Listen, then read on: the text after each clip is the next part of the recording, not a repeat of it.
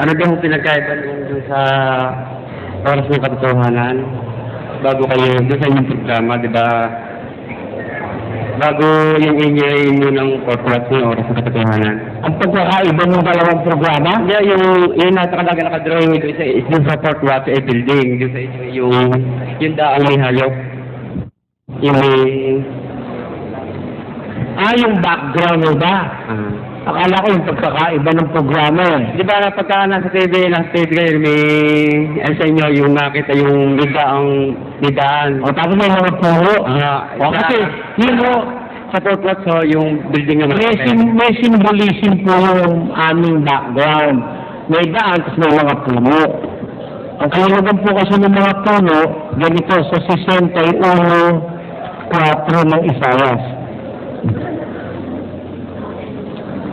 Upang sila'y matawag na mga punong kahoy ng kasmiran na pananim ng Panginoon upang siya'y luwalhatiin. Yung pong mga punong kahoy, simboliko po yun ng mga tao o lumuluwalhati sa Diyos, kumikilala sa Diyos. Kung tawagin po ng Biblia, mga punong kahoy ng katwiran na pananim ng Panginoon. Yung kanila, mga building, simboliko ng mga nakurakot sa daan na pera. Saka bakit daw sinusunog ang inyong biglang babasagin bago nag-aapoy? Sinusunog sila naglalagay ng apoy eh. Ayan. Mainam naman yun. Alam mo kung ba't mainam yun? Yun mo kasi salita ng Diyos, apoy yun eh. Diba?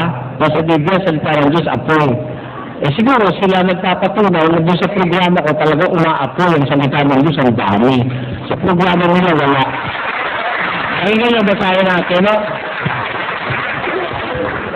Basa. Hindi baga ang aking salita ay parang apoy, sabi ng Panginoon? Hindi baga ang salita ko parang apoy.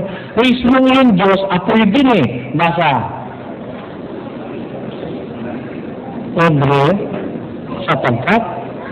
Sapagkat ang Diyos natin ay isang apoy na namumugnaw.